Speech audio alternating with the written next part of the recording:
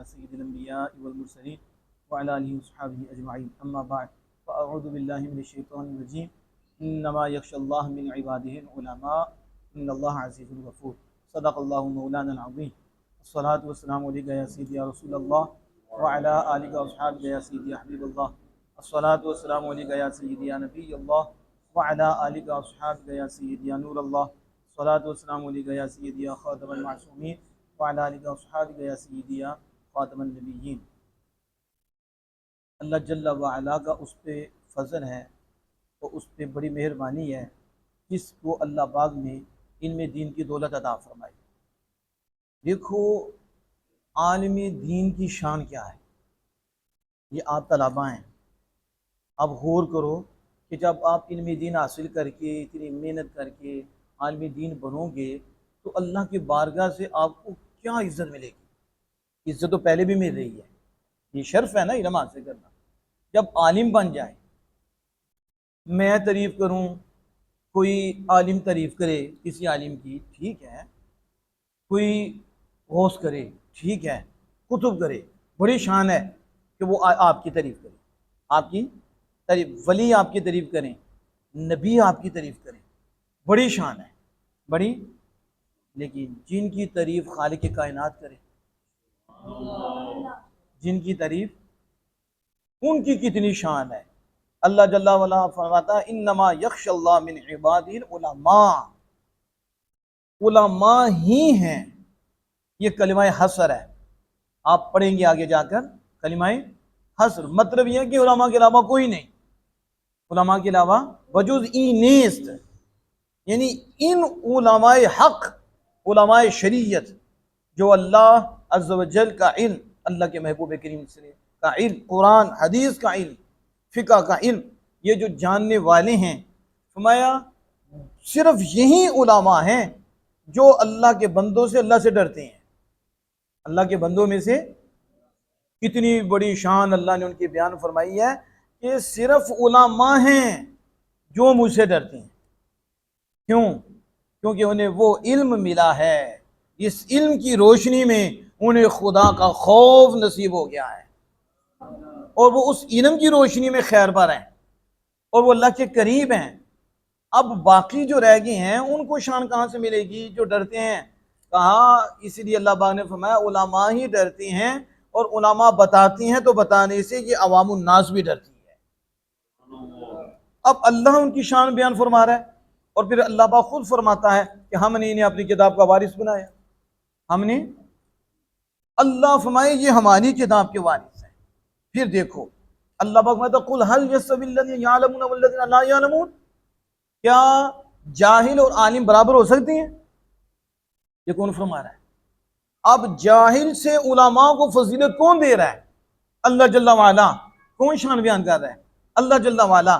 ادھر تو کوئی چودھری شان بیان کرے تو بندہ سٹیٹس لگا دیتا ہے اور کہتا ہے میری تو فلاں چودھری صاحب نے بات کی، فلاں افسر نے بات کی، فلاں نے کی۔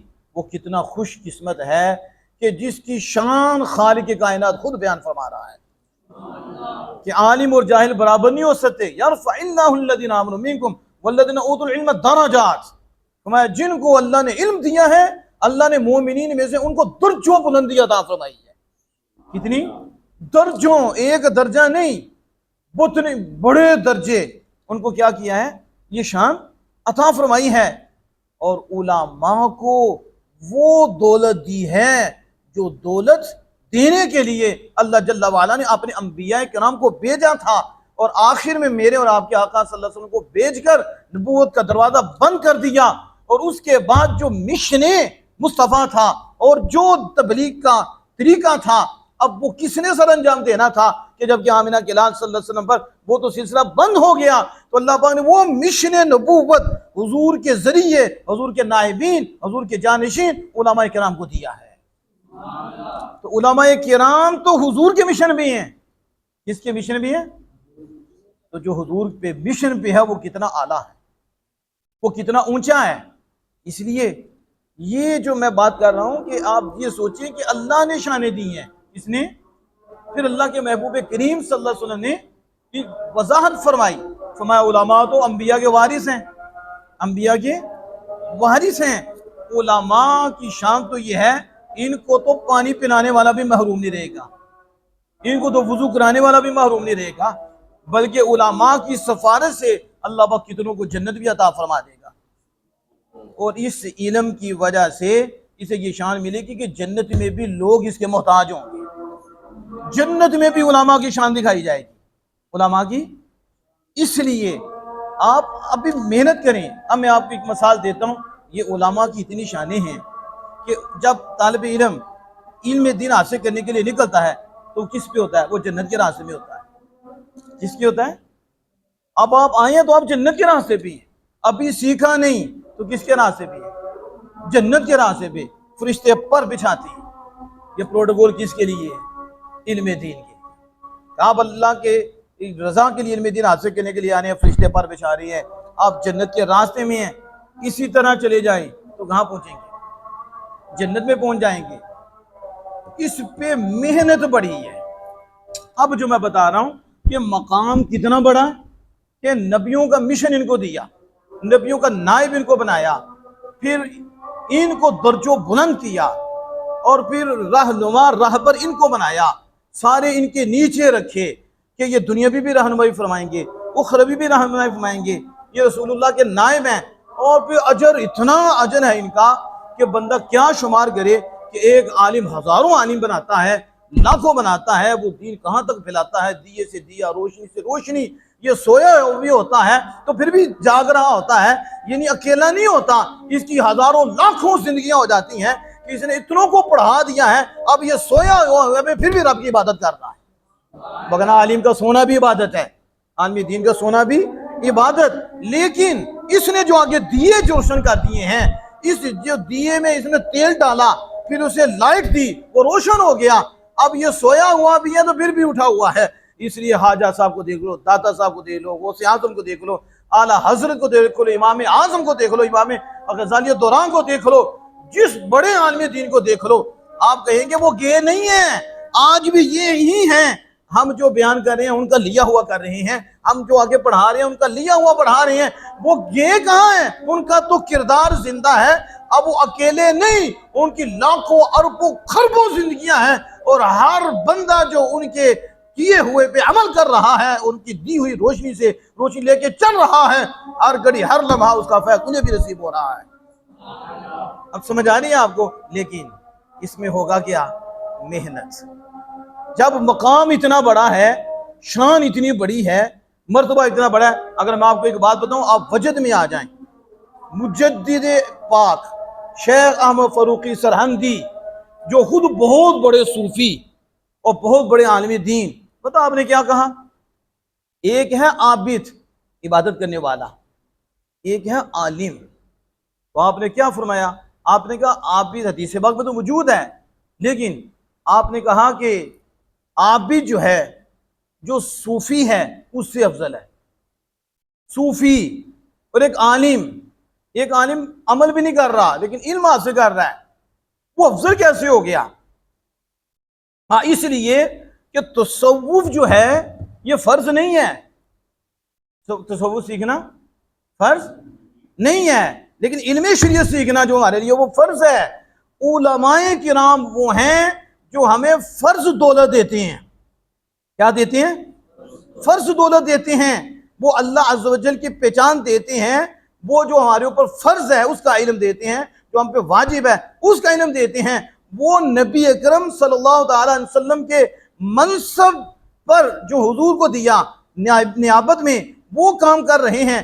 اس لیے قیامت کے دن یہ نہیں پوچھا جانا کہ تو نے تصوف اختیار کیا تھا، قیامت کے دن یہ پوچھا جانا ہے کہ تو نے رب کی اطاعت کی تھی، تو نے میری فرما برداری کی تھی، دین سیکھا تھا، اس پہ عمل کیا تھا، یہ پوچھا جانا ہے۔ تو مجدد محمد یہی کام تو علماء شریعت کر رہی ہیں، یہی کام علماء شریعت کر رہی ہیں، شریعت سیکھ کر شریعت بانٹ رہی ہیں، وہ خود عمل کر رہے ہیں، یہ لوگوں کو بھی عامل بنا رہے ہیں، اور نبی اکرم صلی اللہ تعالیٰ علیہ وسلم کے مشن کو آگے لے کے جا رہے ہیں۔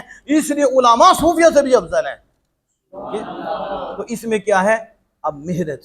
تو پھر یہ محنت ایسا مقام ملے گا کہ میں آپ کو بتاؤں، حدیث پاک میں آتا ہے جو عالم اپنے اوپر ظلم کرتا ہے، کیا کرتا ہے؟ یعنی لوگوں کو حق بتاتا ہے لوگوں کو، لیکن عمل خود نہیں کرتا، میرے آقا دو جہاں سمجھ یہ بھی جنتی ہے. بولو ذرا کیا ہے یہ بھی؟ اس لیے علماء کا بھی نہ بولا کرو یہ پتہ نہیں کیسے لوگ آ گئے ہیں. علماء کا ادب کرو، علماء سے کمی بھی ہو جائے پھر بھی علم کی وجہ سے ادب ہے. وہ علم تو صحیح دیتے ہیں نا، سو تو نہیں نا، جھوٹ تو نہیں بولتے، خیانت تو نہیں کرتے، علم دے رہے ہیں نا، آپ کو روشنی دے رہے ہیں، وہ ہمارے محسن ہیں. اگر ان سے کمیاں کوتاہیاں ہو گئی تو درگزر کرو، علم لو، علم کی وجہ سے ان کی شان ہے. میرے آقا تو جہاں صلی اللہ علیہ وسلم فَمِنْهُمْ ظَالِمٌ لِنَفْسِهِ وَمِنْهُمْ مُقْتَصِدٌ وَمِنْهُمْ سَابِقٌ بِالْخَيْرَاتِ بِإِذْنِ اللَّهِ. 3 کیٹیگریاں بیان فرمائی ہیں کہ اللہ نے کتاب کا وارث اپنے چنے ہوئے بندوں میں سے انہیں بنایا ہے جن میں سے کچھ اپنے نفس پہ ظلم کرتے ہیں. اب اللہ نے وارث بھی بناتا ہے، فرماتا ہے میرے وارث ہیں، لیکن پہلے کون ہے جو اپنی جانوں پہ ظلم کرتے ہیں؟ دوسرے کون ہیں؟ فرمایا جو درمیانے ہیں، میانہ روی اختیار کرتے ہیں. تیسرے جو نیکیوں میں آگے نکل جاتے ہیں. میرے آقا تو جہاں صلی اللہ علیہ وسلم تینوں ہی جنتی ہیں. جو اپنے نفس سے ظلم کر رہا ہے لیکن لوگوں کو صحیح دے رہا ہے، علم بانٹ رہا ہے، لوگوں کو فائدہ پہنچا رہا ہے، انہیں اللہ کی طرف بلا رہا ہے اور بتا رہا ہے یہ صحیح راستہ ہے، یہ سیدھا راستہ ہے، دنیا یوں کرو رب راضی ہو جائیں، آپ تک پہنچا رہا ہے. میں یہ بھی جنتی ہے. مقتصد تو درمیانہ ہے اور سابقٌ بالخیرات تو بالکل آگے ہے. پھر بھی حضور نے فرمایا علم دین کی وجہ سے اتنی شان ہے کہ اسے کیا مل رہا ہے؟ اسے بھی جنت عطا ہو رہی ہے. اب سمجھ آ رہی ہے؟ تو اب یہ جتنی بھی شانیں ہیں کیسے ملیں گی؟ وہ جو میں نے کہا تھا چو شمع از پہ علم باید خداخت، کہ علم کے لیے موم بتی کی طرح پگھلنا پڑے گا، کیونکہ بغیر علم نہ تو خدا را شناخت، خدا کی پہچان نہیں ہو سکتی. اس لیے اب دیکھو آپ یہ جو سر پاڑے ہو اس کو آپ کو محنت کرنی پڑے گی، کیونکہ عالم دین بننا ہے. آپ نے قرآن و حدیث کا فہم حاصل کرنے کے لیے اور قرآن و حدیث کو سمجھنے کے لیے یہ اپنی بنیاد مضبوط کرنی ہے. تو پھر اس پہ آپ نے خون پسینہ ایک کرنا ہے، تو پھر یہ دولتیں ملیں گی کیسے مل جائیں گی؟ اور جنہوں نے پڑھا ہے، لیکن آج پتہ کیا ہوتا ہے، آج پڑھنا بڑا مشکل ہو گیا ہے، کیونکہ آج گھر والوں میں بھی تانے دیے جاتے ہیں، باہر والے بھی تانے دیتے ہیں، میڈیا والی ہو تو کی کرے گا، مسجد مل جائے گی تجھے، تم نے کیا کرنا ہے، تو بھوکا مر جائے گا، تو دیکھ ادھر ہمارے پاس اتنا پیسہ ہے، وہ ایک دم مولوی بن رہے ہیں، وہ دیکھ سائیں بن رہے ہیں، وہ دیکھ اس نے داڑھی رکھ لی ہے، وہ دیکھ ہمیں اب بتاتا ہے کہ اس طرح کرنا. آج کا چھوٹا چھوکرا ہو کے ہمیں بتاتا ہے. یہ ساری سننی پڑیں گی، ساری یہ دین کے لیے یا سیکھنا ہے دن و رات. جو بھی کہے کوئی انہیں پتہ ہی نہیں، انہیں پتہ نہیں. ہماری آنکھ کھل گئی ہے کہ علم کے بغیر کچھ نہیں، علم دین کے بغیر. تو پھر اتنی بڑی جب شان ہے تو اس کے لیے امتحان بھی بڑا ہے، اس کے لیے محنت بھی بڑی ہے. پھر جب آپ نے شب و روز ایک کرنا ہے، پھر باتیں دعوت دینی، نیکی اچھائی عمل کرتے رہنا، لوگوں کی سنی انسنی اللہ کی رضا کے لیے، کیونکہ برداشت کرنا ہے چوں شمع از پہ علم، علم کے لیے آپ کو برداشت کرنا پڑے گا. تو پھر دن و رات خوب محنت کرو، گھر میں بھی چھٹی ہو ادھر بھی پڑھو، وہ تانا دیتا ہے تو اللہ کی رضا کے لیے صبر کرو، لیکن ڈس ہارڈ نہیں ہونا، ڈس ہارڈ دل چھوٹا نہیں کرنا، استقامت میں کمی نہ آئے. مثلا میرے شیخ کریم آپ فرماتے آمد دیکھو چونٹی، دیکھو چونٹی ہے نا، آپ کے گاؤں میں دیکھو کیڑی ہے، تو آپ نے دیکھا ہے یہ درختوں کے پاس بھی جب اوپر چڑھتی ہے تو گر جاتی ہے، پھر دیکھا چڑھتی ہے، آپ نے دیکھا ہے کہ وہ باز آ جاتی ہے؟ نہیں، وہ 100 دفعہ بھی گرے نا پھر چڑھتی ہے تو اللہ کی رحمت اس کا سہارا بنتی ہے. چونٹی چڑھ جاتی ہے تو فرمایا پھر تو کیوں گرتا ہے؟ اگر آپ میں سستی ہو گئی یا کوئی مسئلہ بنا تو اس کا یہ مطلب میں نے پڑھنا ہی نہیں، کوئی شیطانی وسوسہ آ گیا یا کسی نے تانا دیا، کسی نے ایسا کیا، پیچھے کرو پھر آ جاؤ، ذرا سستی ہوئی پھر اٹھ پڑو، گرو پھر اٹھ پڑو، لیکن استقامت نہیں، چھوڑنا نہیں. کیڑی کی طرح کہ جس طرح وہ کوشش کرتی رہتی ہے، کوشش کرتی رہتی ہے، ایک وقت آتا ہے کہ خدا کی رحمت اس کا سہارا بن جاتی ہے. آپ نے بھی کوشش نہیں چھوڑنی، جتنے مرضی تیر چلے، جو مرضی سختیاں آئیں، جو کچھ مرضی ہو. آپ سمجھ گئے ہیں کہ ہم چونٹی جتنے بھی نہیں کہ ہماری اتنی استقامت نہ ہو، چھٹی ہو گیا تو میں نے آج نہیں آنا استاد کے آگے، نہیں چلے جاؤ، یہ وسوسہ ہے، آ جاؤ. کوئی تکلیف ہے، سستی ہو گیا، سبق نہیں یاد ہوا، آ جاؤ، استادوں کو آگے کہہ دو، لیکن پیچھے نہیں ہٹنا. وہ یہ نہیں کہنا میں نے پڑھنا نہیں، یہ ایسا ہو جائے گا. کسی کی بات پہ کان نہیں دھرنا، صرف اللہ اس کے رسول کے فرمان پہ کان دھرتے ہوئے ساری تکلیفیں برداشت کر کے استقامت مضبوطی کے ساتھ لگے رہو. انشاءاللہ تعالیٰ ایک وقت آئے گا پھر زمانے میں بھی آپ کا نام ہوگا، پھر یہ عزتیں، یہ بہاریں آپ کو نصیب ہوں گی کہ آپ کہیں گے واقعی کہ وہ سبق جو میں ملا کہ سہنا ہے، سہنا ہے، سہنا ہے. ابھی ابتدا ہے، ابھی چھوٹا سا بچہ سہ کر گر کر پھر کہاں جا کے پاؤں پہ کھڑا ہوتا ہے، پھر کھانے پینے کے قابل، پھر بولنے کے قابل.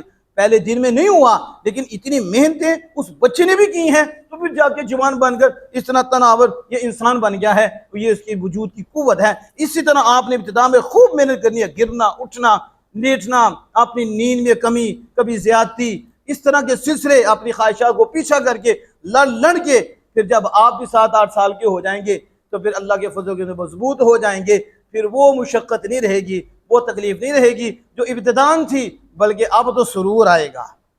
ایک مثال دے کے بات کو ختم کرتا ہوں۔ مثلا آپ نے مدینہ پاک جانا ہے، کہاں جانا ہے؟ مدینہ پاک آپ نے جانا ہے، اور وہاں آپ نے روضہ مصطفیٰ صلی اللہ علیہ وسلم کی زیارت کرنی ہے۔ آپ کا مقصود یہ ہے کہ میں نے آمنہ کے لال صلی اللہ تعالیٰ علیہ وآلہ وسلم کے روضہ پاک کی کیا کرنی ہے؟ زیارت۔ اب مجھے بتاؤ، جب یہاں آپ سے چلیں گے تو تکلیف ہوگی کہ نہیں؟ سفر کی تکلیف ہے کہ نہیں؟ برداشت بھی کرو گے، ساری تکلیفیں برداشت کرو گے، لیکن علم ہے آپ کو، آپ اس گاڑی میں بیٹھ گئی ہو، آپ اس گاڑی میں بیٹھ کے کہ جو ادھر جا رہی ہے، اب گاڑی کی ساری تکلیفیں آپ برداشت کرتے ہو، ادھر باتیں بھی ہوتی ہیں، ہوتی نہیں؟ تکلیفیں نہیں ہوتی، گرمی بھی سردی بھی ہوتی ہے، وہ بھی آپ برداشت کرتے ہو، سب کچھ کر لیتے ہو۔ آپ کا مقصود یہ تو نہیں کہ کھڑکی سے باہر دیکھوں کیا ہو رہا ہے، آپ کا مقصود یہ کھڑکی سے دیکھوں باہر کیا ہو رہا ہے، یعنی آپ کا مقصود ہی میں علم حاصل کرنا، تو کوئی میری واہ واہ کرے، کوئی واہ واہ کرے، کوئی فلاں کچھ کرے، فلاں کچھ، آپ کو اس سے غرض ہی نہیں، ہمیں گالی دے یا نہ دے، ہم نے مدینے جانا ہے۔ ہم نے کہاں جانا ہے؟ ہم مدینے کی گاڑی میں سوار ہیں، تو بس اب اس کی تکلیفیں، سٹاپ بھی آئیں گے، سٹاپ پہ بھی کھڑا ہونا پڑے گا، بیچ میں کوئی اور مسائل بھی آئیں گے، سارے برداشت کرنے پڑیں گے، لیکن مجھے بتاؤ، علم تو آپ کو آ گیا تھا نا مدینہ پاک کا، جب ہی مدینہ پاک کی فضا میں آپ پہنچو، آپ کا کیا حال ہوگا؟ خوشی اور تکلیف، پہلے کیا تھی؟ کتنی تکلیف تھی، لیکن جب آواز آئی مدینہ آ گیا، کیا آ گیا؟ اور ہم فضائے مدینہ میں آ گئے ہیں، اب بتاؤ تکلیف کتنی رہ گئی؟ بولو تو صحیح، کم ہوئی کہ نہیں؟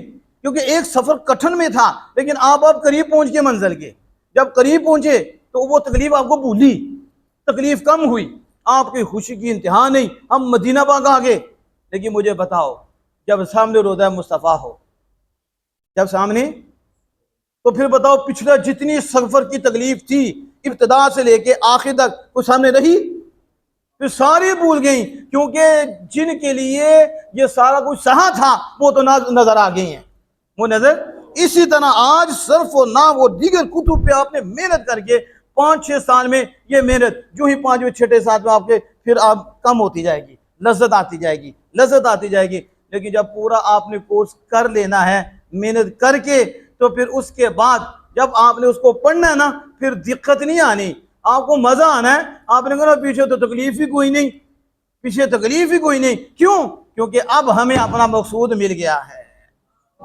تو اس طرح ابتداءً تکلیف ہوتی ہے، درجہ بدرجہ، پھر جب مقصود پہ نظر ہوتی ہے تو پھر مقصود جو ہے وہ تکلیفوں سے روکنے والا نہیں ہوتا۔ جب آپ کا مقصود ہی اللہ کی رضا ہے تو پھر کوئی تکلیف بھی آپ کو نہیں روک سکتی، اگر روکے گی تو پھر آپ نے لڑ کے جو ہے نا اللہ کی بارگاہ میں التجا کر کے پھر حاضر ہونا ہے، تاکہ یہ جو شیطان آ کر ہمارے راستے میں رکاوٹ بن رہا ہے یہ دفع ہو، اور خالق کائنات جل وعلا کا نور آئے، اور ہم جلدی سے علم دین حاصل کر کے علم دین کے نور کو عام فرمائیں۔ تو اللہ جل وعلا سے دعا کہ اپنے محبوب کریم صلی اللہ علیہ وسلم کے صدقہ سے یہ جامعہ غوثیہ، دارالعلوم غوثیہ میں پڑھنے والے بچے ماشاءاللہ جو پڑھے ہیں بڑے اچھے انداز کے ساتھ، استاد محترم محنت کر رہی ہیں، علامہ طاہر صاحب، اب طاہر صاحب محتمین بڑے محنت کے ساتھ یہ پڑھا رہے ہیں، توجہ بھی کر رہی ہیں، ساتھ علامہ عدنان صاحب، دیگر اساتذہ، اللہ ان پہ فضل فرمائے، ان کے معاونین جو سرپرست ہیں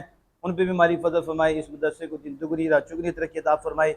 یہ مجھے فقیر کو گائے بگائے یہ تقریب بھی دیتے ہیں اور حکم دیتے ہیں، تو پھر میں آتا ہوں ان بچوں کا ٹیسٹ لینے کے لیے، تربیت کرنے کے لیے۔ اللہ ہمیں بھی خلوص کی دولت دے اور اللہ ہمیں بھی کامیاب کرے۔ ان کے لیے دعا ہے کہ ہماری گنے عالم دین بعمل بنائے، ان میں ذوق شوق، اور جہاں تک میری آواز جاری ہے انہیں بھی چاہیے کہ بچوں کی یوں تربیت کریں، علم کے حوالے سے انہیں بتائیں کہ علم سے بڑی دولت کوئی نہیں ہے، اور علم سے ہی خیر ہے، اور علم کے بغیر تو خیر ہی کوئی نہیں۔ علم سے خیر کا پتہ چلتا ہے، تو جسے علم مل جاتا ہے تو پھر وہ خیر والے کام کرتا ہے، تو ہر گھڑی خدا کی رحمت اور ہر گھڑی خدا کی برکتوں میں ہوتا ہے۔ اللہ جل وعلا اس جامع کو دن دگنی رات چگنی ترقیاں عطا فرمائے۔